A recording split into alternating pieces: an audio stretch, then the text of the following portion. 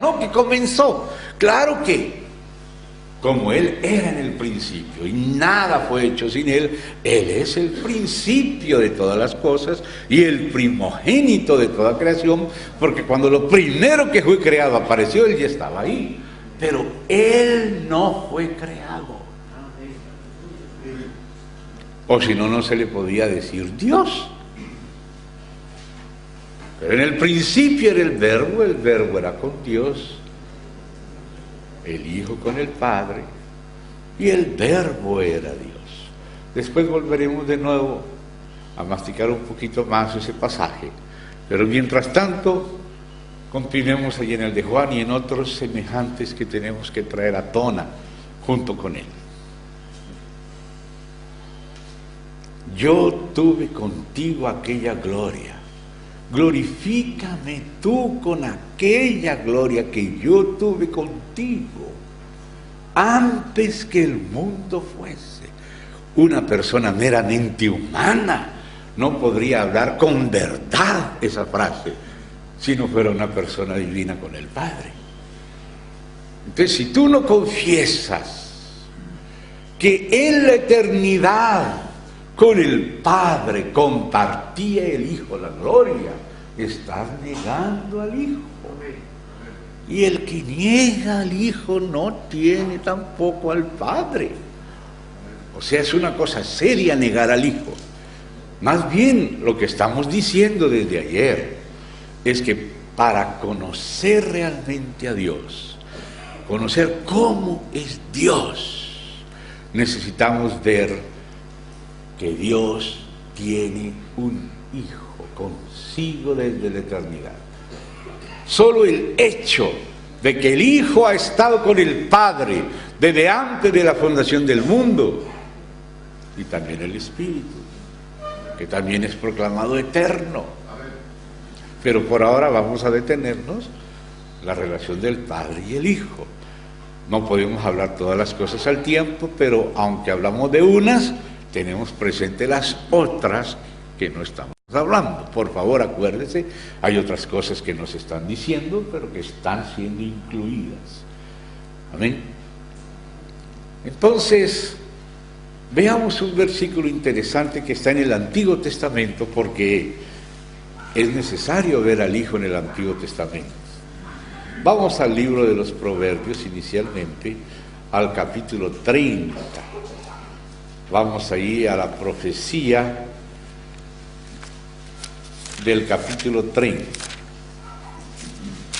Esa parte, aunque fue incorporada por Salomón, no es de Salomón, sino de Agur, hijo de Jaque. Dice ahí en el verso 1, palabras de Agur, hijo de Jaque, la profecía que dijo el varón Aitiel y Aucal. A estas tres personas, si es que los dos Itiel son diferentes, les profetizó este sabio. Y Salomón en sus proverbios, él también hizo conocer proverbios de otros sabios y no solo los suyos, y están incorporados en la colección de los proverbios, que son varias colecciones. Y dice aquí en el capítulo 30, voy a leer desde el verso 4.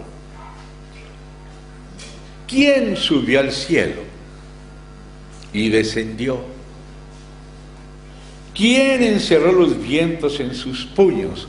O sea, cuando se empieza a ver lo que Dios ha hecho, la misma creación, como lo dice muy claramente el apóstol Pablo, las cosas invisibles de Dios, su eterno poder y deidad, se hacen claramente visibles por medio de las cosas hechas. O sea, las cosas hechas nos conducen a una pregunta: ¿quién? ¿Quién lo hizo de esta manera?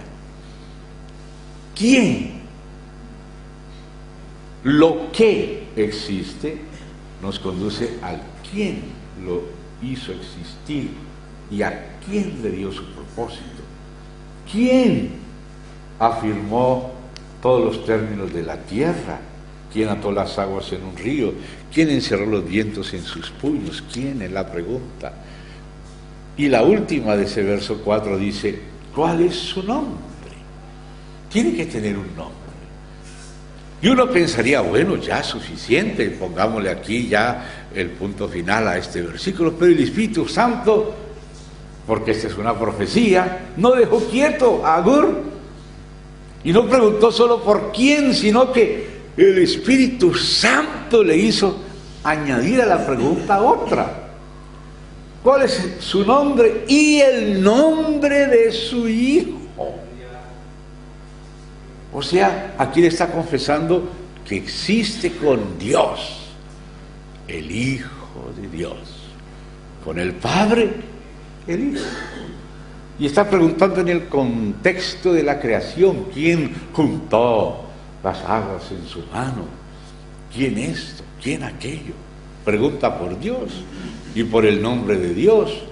Pero el Espíritu Santo no se quedó callado y no estamos leyendo el Nuevo, sino el Antiguo Testamento. ¿Y cuál es el nombre de su hijo? El nombre de su hijo. Si fue Agur incluido por Salomón en la colección de los proverbios, ciertamente entonces que probablemente Agur había ya conocido el Salmo 2, donde Dios habla de su hijo, y honrad al hijo para que no se enoje. Y por eso el hijo, el Señor Jesús, como lo registra Juan, dice, el que no honra al hijo, no honra al Padre que lo envió. Entonces, ya vamos a llamarle así a este mensaje. Dios tiene un hijo desde la eternidad. Dios tiene un hijo por medio del cual, en el cual y para el cual creó todas las cosas. Debemos ver esto con mucha claridad.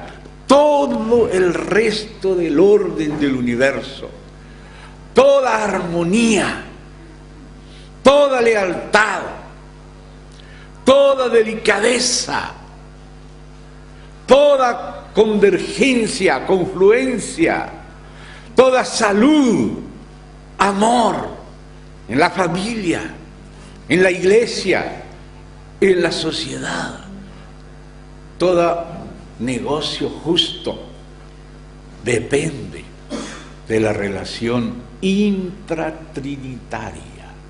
De la Trinidad depende todo. El asunto de la Trinidad, como veíamos ayer, no es un asunto solamente teológico, hermano.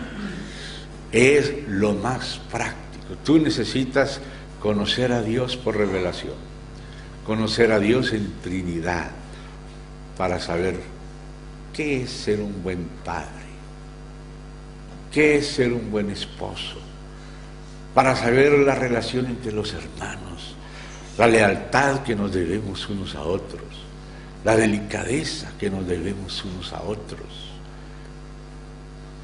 Muchas de estas cosas no serían conocidas si no hubiera sido revelada la Trinidad del único Dios.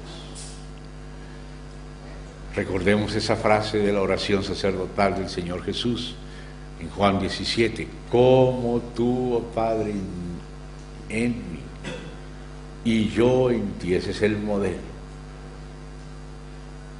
Como tú en mí, yo en ti. Eso es lo que el Espíritu Santo nos revela, ese cómo. Cómo el Hijo es en el Padre y el Padre es en el Hijo.